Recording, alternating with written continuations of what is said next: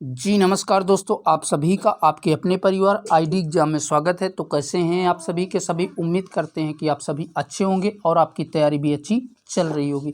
तो दोस्तों, जैसा कि आप सभी को पता है कि डेली शाम को आपकी यूपीएसआई की मूल विधि की क्लास होती है, जिसमें से आज हम 29 नंबर की जो है क्लास को कवर करने वाले हैं। इससे पहले हमने 28 क्लासेस करवा दिया है। जिन लोगों ने वो क्लासों को नहीं देखा है तो चैनल के प्लेलिस्ट में जाकर के देख सकते हैं। और दोस्तों, इस क्वेश्चन में आपको पूरे प्रैक्टिस सेट में 25 क्वेश्चंस मूल विधि के और 25 क्वेश्चंस आपके भारतीय संविधान के इंक्लूड रहते हैं, जो कि सारे के सारे आपके यूपीएसआई के पूछे हुए प्रीवियस ईयर क्वेश्चन होते हैं। और हर क्वेश्चन से संबंधित आपको साइड में इम्पॉर्टेंट फैक्ट भी देखने को मिलेगा। तो चलिए दोस्तों, कंटिन्यू करते हैं आज की क्लास को। और जो लोग चैनल पे नए हैं तो चैनल को सब्सक्राइब कर बेल आइकन को दबा दीजिए। तो पहला क्वेश्चन है, कह रहा है कि घरेलू हिंसा से महिलाओं का संरक्षण अधिनियम 2005 संरक्षण अधिकारी को सद्भावनापूर्वक की गई कार्रवाई के लिए संरक्षा प्रदान करता है। तो बताइए दोस्तों, कौन सा धारा जो है ये संरक्षा प्रदान करती है।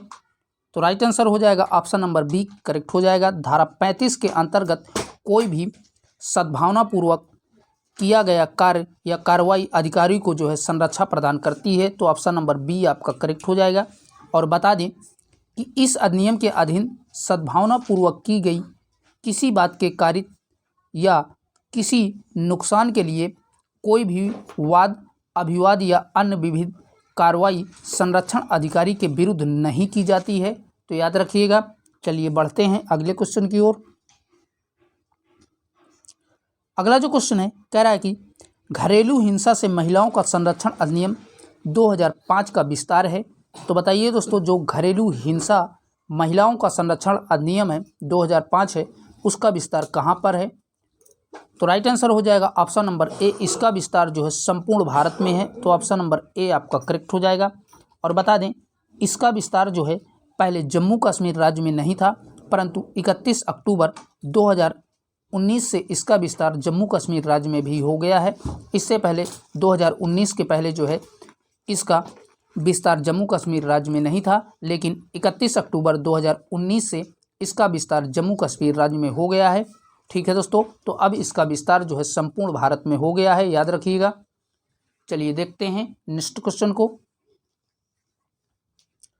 अगला जो क्वेश्चन है, कह रहा है कि घरेलू हिंसा अधिनियम के अधीन समक्ष न्यायालय द्वारा किया गया कोई आदेश प्रवर्तनीय होगा। तो बताइए दोस्तों, कैसा होगा। तो राइट आंसर हो जाएगा ऑप्शन नंबर डी। ये जो है संपूर्ण भारत में जो है प्रवर्तनीय होगा। ठीक है, अर्थात संपूर्ण भारत में ये लागू होगा। चलिए देखते हैं नेक्स्ट क्वेश्चन को। अगला है, निम्नलिखित में से महिलाओं की सुरक्षा या कल्याण से संबंधित कौन सा अधिनियम 2013 में पारित किया गया था। तो बताइए दोस्तों, जो वर्ष 2013 में महिलाओं की सुरक्षा और कल्याण के लिए अधिनियम पारित किया गया था, उसका क्या नाम था। तो राइट आंसर हो जाएगा ऑप्शन नंबर सी, कार्यस्थल पर महिलाओं पर लैंगिक उत्पीड़न अधिनियम। यही जो है लागू किया गया था वर्ष 2013 में। ऑप्शन नंबर सी आपका राइट हो जाएगा। चलिए देखते हैं अगले क्वेश्चन को। क्वेश्चन कह रहा है, घरेलू हिंसा अधिनियम की निम्नलिखित धाराओं में से किस में घरेलू हिंसा पद को परिभाषित किया गया है। तो बताइए दोस्तों, कौन सी धारा में जो है घरेलू हिंसा पद को परिभाषित किया गया है। तो राइट आंसर हो जाएगा ऑप्शन नंबर बी करेक्ट हो जाएगा। धारा 3 में इसको परिभाषित किया गया है। ठीक है दोस्तों, चलिए देखते हैं अगले क्वेश्चन को।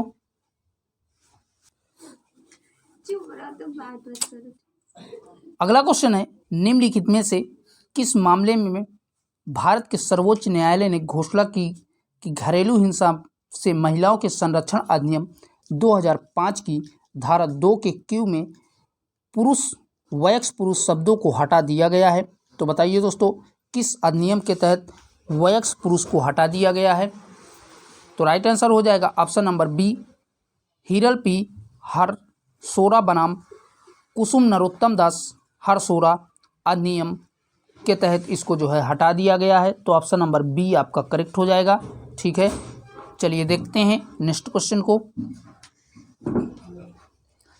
अगला जो क्वेश्चन है, निम्न में से कौन सी धारा स्त्री के अपशिष्ट रूपण करने वाली विज्ञापनों पर जो है रोक लगाती है? तो बताइए दोस्तों, कौन सी ऐसी धारा है जो स्त्रियों के अपशिष्ट रूपण और विज्ञापनों पर जो है रोक लगाती है? तो राइट आंसर हो जाएगा धारा 3 जो है किसी भी स्त्री के अपशिष्ट रूपण और विज्ञापनों पर रोक लगाती है। ठीक है, यानी कि कहने का मतलब है कि किसी भी स्त्री के बिना परमिशन की उसकी फ़ोटो, उसका वीडियो किसी भी तरीके से उपयोग नहीं किया जा सकता, वो चाहे ऐड के रूप में हो, चाहे जिस रूप में हो। जब तक उस स्त्री की परमिशन नहीं होगी तब तक उसकी वीडियो या फ़ोटो जो है आप उपयोग नहीं कर सकते हैं या किसी ऐड में जो है नहीं लगा सकते हैं। ठीक है दोस्तों, चलिए बढ़ते हैं अगले क्वेश्चन की ओर। अगला है, स्त्री का अपशिष्ट रूपण अधिनियम कब अधिनियमित हुआ है?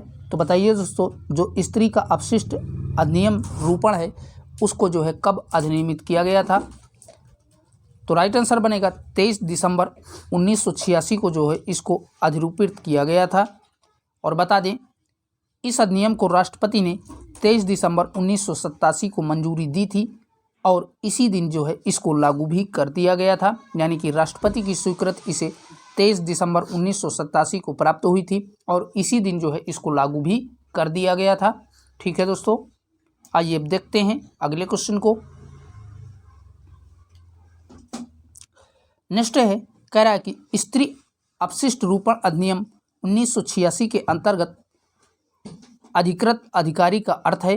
तो बताइए दोस्तों, जो स्त्री अपशिष्ट रूपण अधिनियम 1986 जो है के अंतर्गत किसी भी अधिकारी का अर्थ क्या होता है? तो राइट आंसर बनेगा ऑप्शन नंबर डी करेक्ट हो जाएगा, राज्य सरकार द्वारा अधिकृत कोई भी राजपत्र अधिकारी।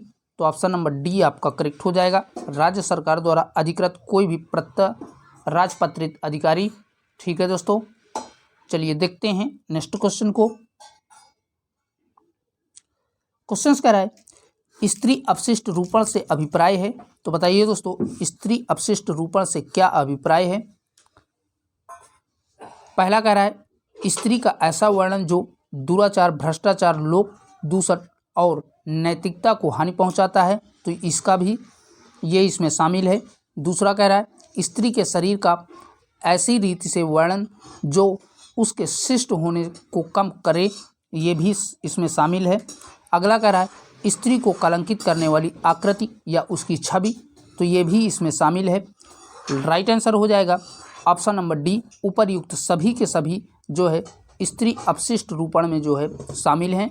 ठीक है दोस्तों, अभी थोड़ी देर पहले ही हमने बताया कि किसी भी स्त्री का वीडियो या उसकी छवि, फ़ोटो वगैरह आप बिना परमिशन के जो है उपयोग में नहीं ला सकते हैं, जिसके द्वारा वो कलंकित हो या उसके चरित्र में जो है कोई बाधा पहुँचे। ऐसी स्थिति में आप उसकी कोई भी वीडियो या तस्वीर को जो है साझा नहीं कर सकते हैं या उपयोग नहीं कर सकते हैं।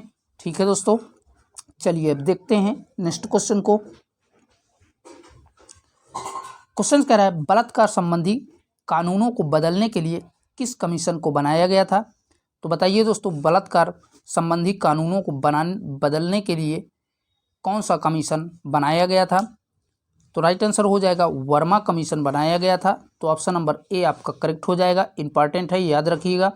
और बता दें, 16 दिसंबर 2013 को जो है दिल्ली में हुई बलात्कार घटना के बाद न्यायमूर्ति JS वर्मा की अध्यक्षता में इस समिति का गठन किया गया था तथा इस समिति ने अपनी रिपोर्ट 29 दिनों में 630 पन्नों में पूरी करके दिया था। तो आप सभी को याद होगा कि दिल्ली में जो बलात्कार घटना हुई थी 16 दिसंबर 2013 को, उसी को मद्देनज़र रखते हुए भारत सरकार ने वर्मा कमीशन का गठन किया था और यह वर्मा कमीशन समिति ने जो है अपनी रिपोर्ट 29 दिनों में तैयार की थी, जो कि 630 पन्नों में इसको जो है पूरा किया गया था। ठीक है दोस्तों, चलिए अब देखते हैं नेक्स्ट क्वेश्चन को। अगला है, स्त्री अपशिष्ट रूपण अधिनियम कब लागू हुआ? तो बताइए दोस्तों, स्त्री अपशिष्ट रूपण अधिनियम कब लागू किया गया था? तो ये जो है 2 अक्टूबर 1987 में लागू किया गया था। तो ऑप्शन नंबर ए आपका करेक्ट हो जाएगा। ठीक है दोस्तों, चलिए बढ़ते हैं नेक्स्ट क्वेश्चन की ओर। अगला कह रहा है किन तथ्यों के संदर्भ में स्त्री अपशिष्ट रूपण अधिनियम 1986 की धारा 4 के उपबंध लागू नहीं होंगे। तो पहला ऑप्शन कह रहा है लोकहित में ऐसा लेखन, रेखाचित्र, आकृति जो विज्ञापन, साहित्य, कला के सामान्य प्रयोग या अन्य उद्देश्यों के लिए आवश्यक हो, तो इस पर भी नहीं लागू होंगे। नेक्स्ट कह रहा है ऐसी फिल्म जिस पर सिनेमोटोग्राफ अधिनियम 1952 के भाग 2 के उपबंध लागू हों, तो इस स्थिति पर भी लागू नहीं होगा। नेक्स्ट कह रहा है जो प्राचीन स्मारक या पुरातात्विक स्थल पर किसी मंदिर पर उत्कीर्ण रहा हो, तो इस स्थिति पे भी नहीं लागू होगा। तो इसका राइट आंसर बनेगा उपर्युक्त सभी स्थितियों पर जो है ये उपबंध धारा 4 के अनुसार लागू नहीं होंगे। ठीक है दोस्तों, चलिए अब बढ़ते हैं अगले क्वेश्चन की ओर।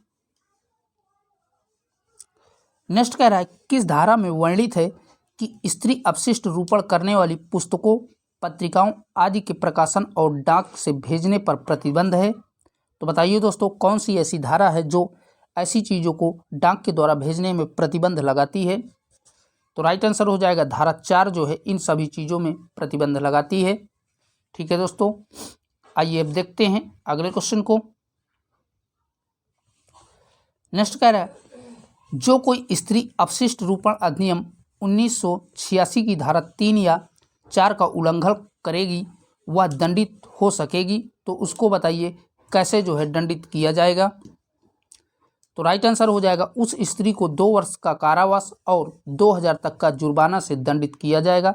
तो ऑप्शन नंबर ए आपका करेक्ट हो जाएगा। ठीक है दोस्तों, 2 वर्ष तक का कारावास और 2000 तक का जुर्माना उस पर लगाया जाएगा। आइए देखते हैं नेक्स्ट क्वेश्चन को।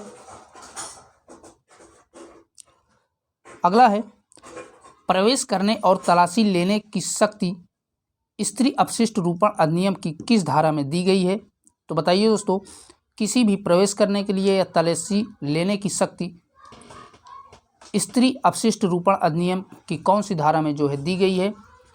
तो राइट आंसर हो जाएगा धारा 5 में दी गई है। तो ऑप्शन नंबर ए आपका करेक्ट हो जाएगा। चलिए देखते हैं नेक्स्ट क्वेश्चन को। अगला कह रहा है स्त्री अपशिष्ट रूपण अधिनियम 1986 की धारा 8 के अंतर्गत अपराध खाली जगह है। तो बताइए दोस्तों स्त्री अपशिष्ट रूपण अधिनियम 1986 की धारा 8 के अंतर्गत क्या अपराध हो सकते हैं। तो राइट आंसर हो जाएगा संज्ञेय और जमानती अपराध हैं। ठीक है, धारा 8 के अंतर्गत। और बता दें इस अधिनियम की धारा 8 के अनुसार इस अधिनियम के अधीन दंडनीय अपराध संज्ञेय और जमानती होते हैं। ठीक है दोस्तों, तो याद रखिएगा। चलिए बढ़ते हैं नेक्स्ट क्वेश्चन की ओर।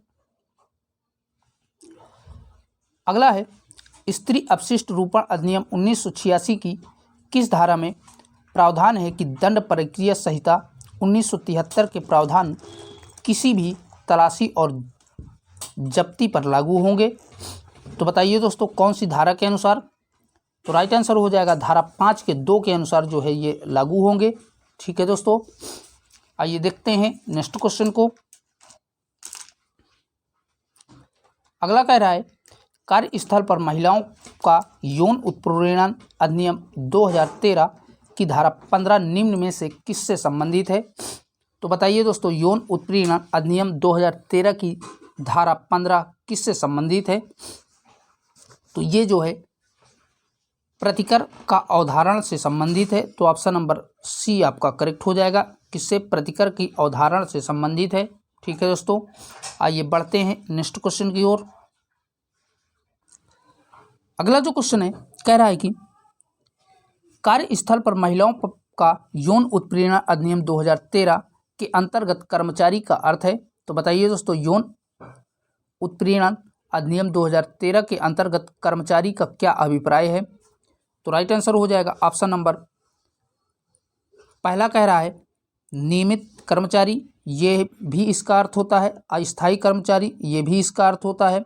अगला कह रहा है दैनिक वेतनभोगी, ये भी इसका अर्थ होता है। तो राइट आंसर हो जाएगा ऑप्शन नंबर डी करेक्ट हो जाएगा। उपर्युक्त सभी के सभी जो है कर्मचारी के अर्थ को दर्शाते हैं। चलिए देखते हैं अगले क्वेश्चन को। अगला है, कार्यस्थल पर महिलाओं का यौन उत्पीड़न अधिनियम 2013 को राष्ट्रपति की सहमति कब प्राप्त हुई है? तो बताइए दोस्तों, इस अधिनियम को राष्ट्रपति द्वारा सहमति कब प्राप्त की गई थी?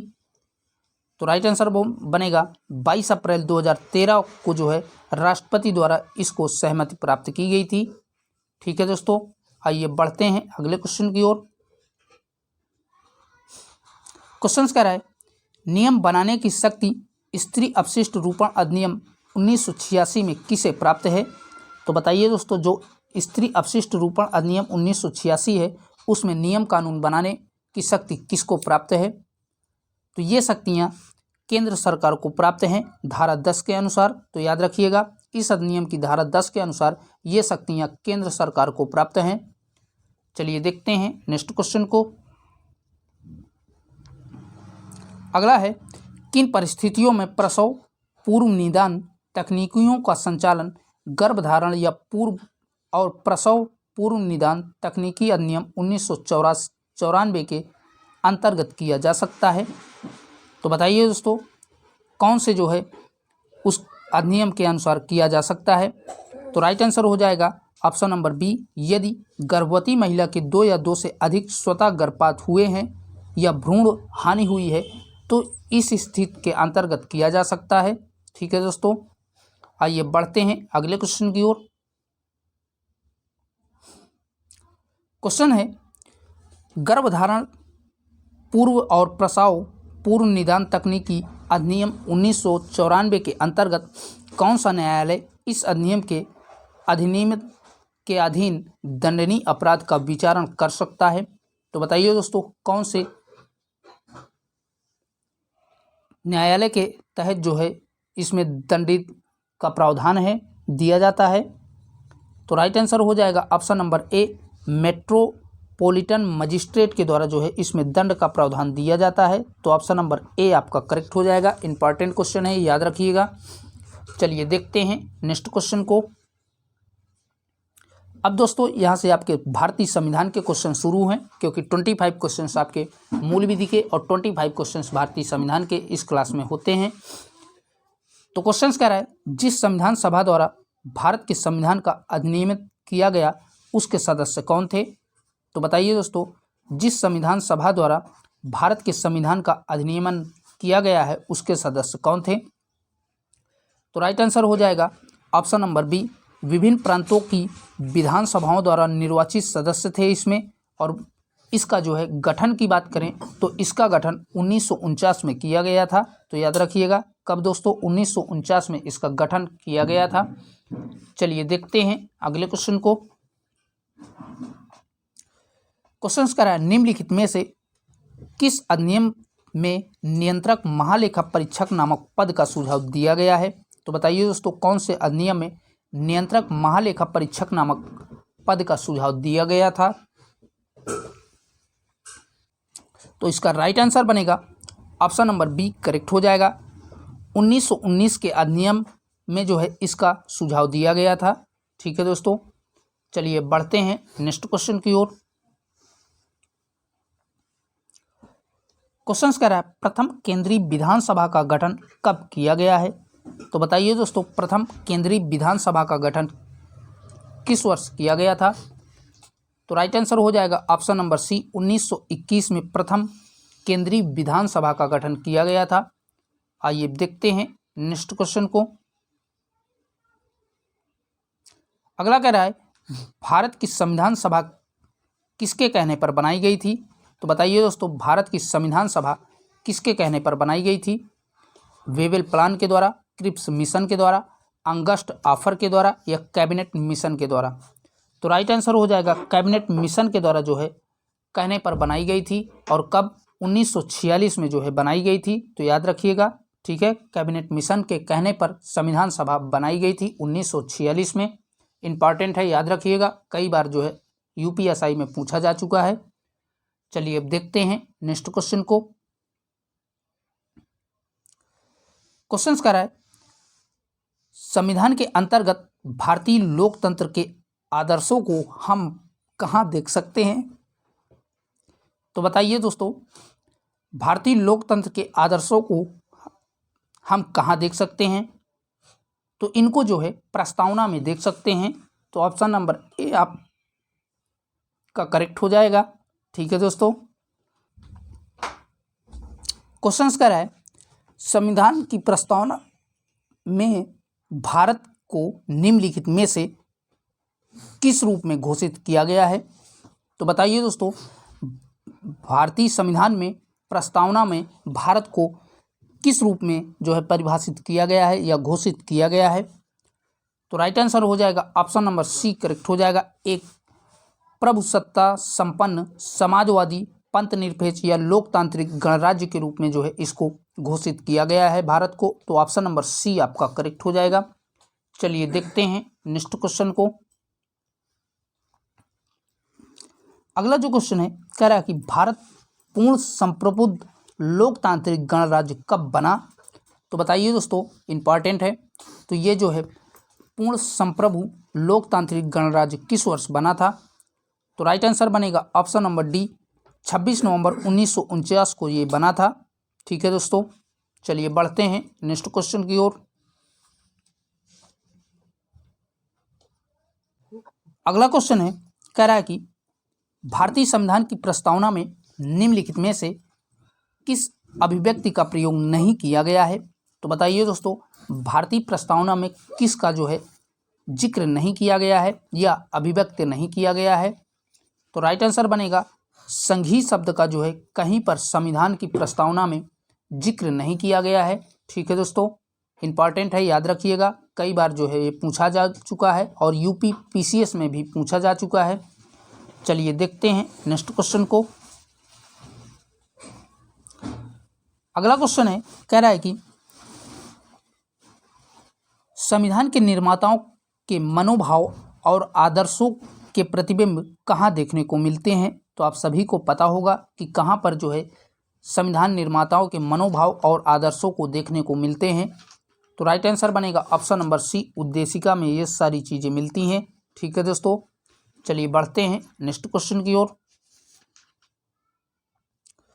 क्वेश्चन कह रहा है भारत के संविधान को भारत को किस रूप में वर्णित किया गया है? तो बताइए दोस्तों, भारत के संविधान में भारत को किस रूप में वर्णित किया गया है? तो इसे जो है एक राज्यों के संघ के रूप में जो है परिभाषित किया गया है या वर्णित किया गया है। तो ऑप्शन नंबर सी आपका करेक्ट हो जाएगा। चलिए देखते हैं नेक्स्ट क्वेश्चन को। अगला कह रहा है शक्तियों का विभाजन और स्वतंत्र न्यायपालिका किसकी महत्वपूर्ण विशेषताएं हैं? तो बताइए दोस्तों, शक्तियों का विभाजन और स्वतंत्र न्यायपालिका किसकी जो है महत्वपूर्ण विशेषताएं हैं? तो ये जो है सरकार का संघीय स्वरूप है। तो ऑप्शन नंबर बी आपका करेक्ट हो जाएगा। ठीक है दोस्तों, आइए देख लेते हैं नेक्स्ट क्वेश्चन को। अगला है लक्काद्वीप, मिनिकॉय और अमनद्वीपी द्वीप का नाम बदलकर किस वर्ष संसदीय अधिनियम द्वारा किया गया था? तो बताइए दोस्तों, कौन से वर्ष जो है लक्काद्वीप, मिनिकॉय, अमीन द्वीप को जो है नाम बदल करके लक्षद्वीप किया गया था? ठीक है दोस्तों, तो राइट आंसर बनेगा ऑप्शन नंबर ए करेक्ट हो जाएगा। 1973 में जो है इसका नाम बदल करके लक्काद्वीप और मिनिकॉय का नाम बदल करके लक्षद्वीप किया गया है। तो याद रखिएगा। चलिए बढ़ते हैं नेक्स्ट क्वेश्चन को। क्वेश्चन कह रहा है निम्नलिखित में से किस वर्ष में भारतीय नागरिकों के मौलिक कर्तव्य संविधान में शामिल किए गए थे?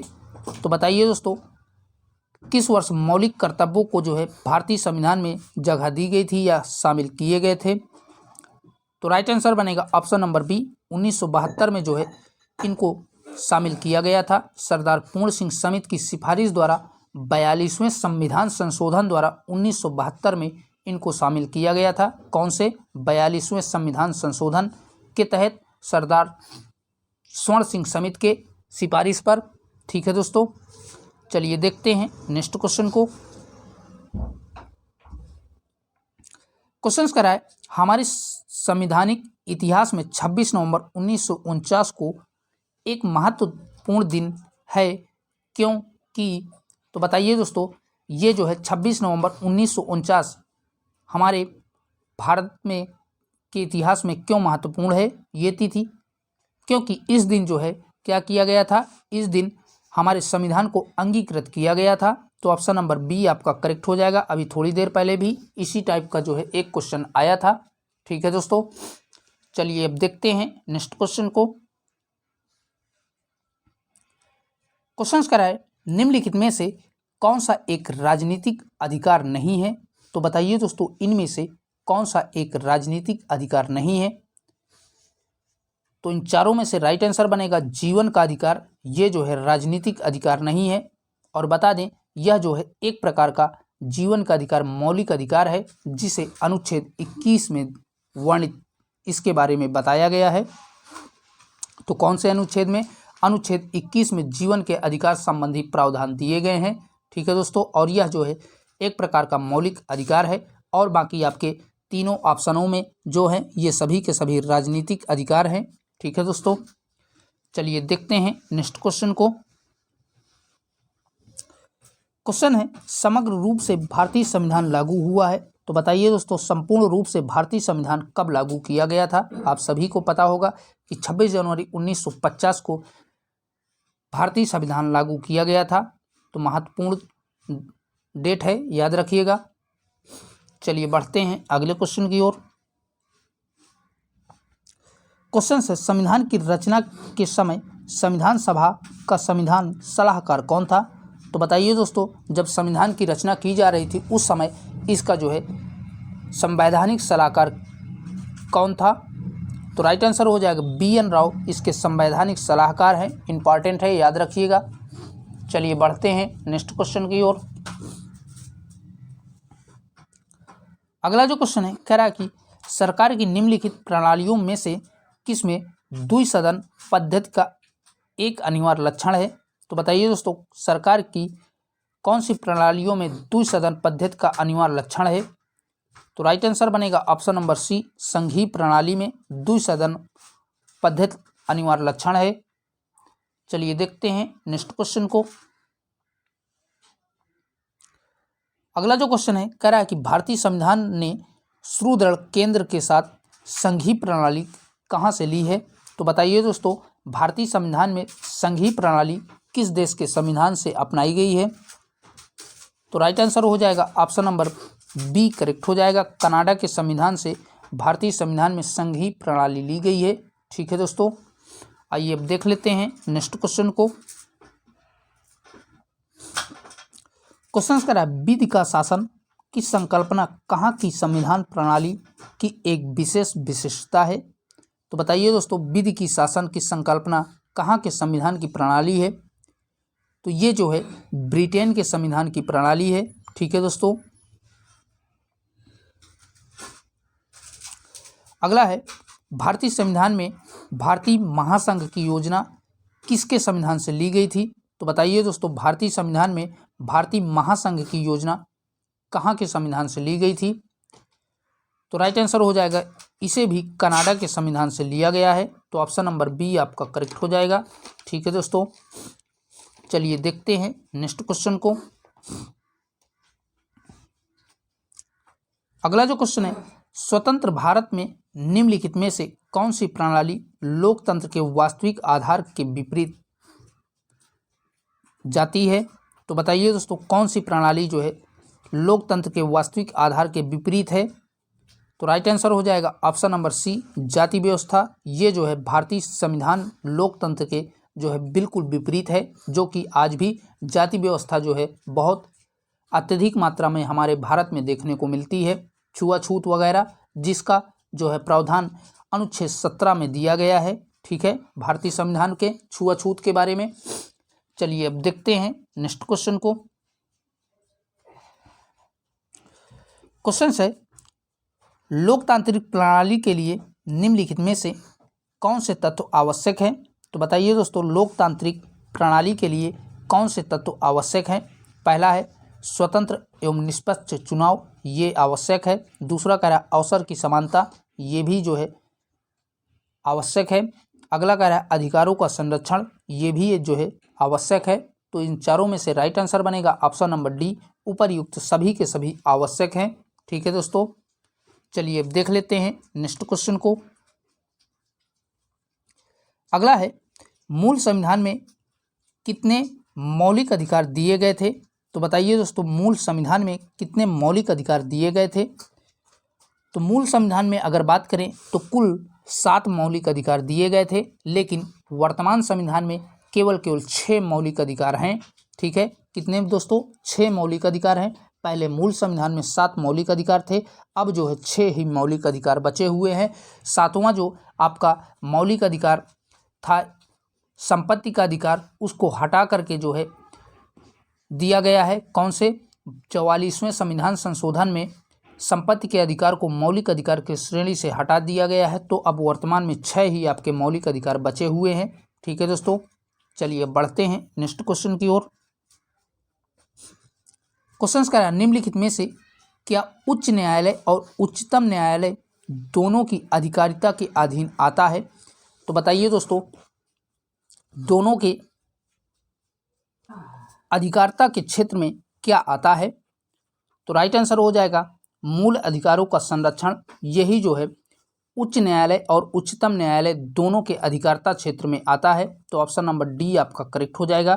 ठीक है दोस्तों, तो याद रखिएगा दोस्तों। तो दोस्तों आज के लिए इतना ही। यहीं तक आज की क्लास में मोस्ट क्वेश्चन थे जो कि हमने आपके साथ कवर किया। और जो लोग चैनल में पहली बार हैं तो चैनल को सब्सक्राइब कर लीजिए। ये क्लास आपकी डेली शाम को होती है। फिर मिलेंगे इसकी नेक्स्ट क्लास लेकर के। तब तक के लिए बाय बाय, टेक केयर, जय हिंद।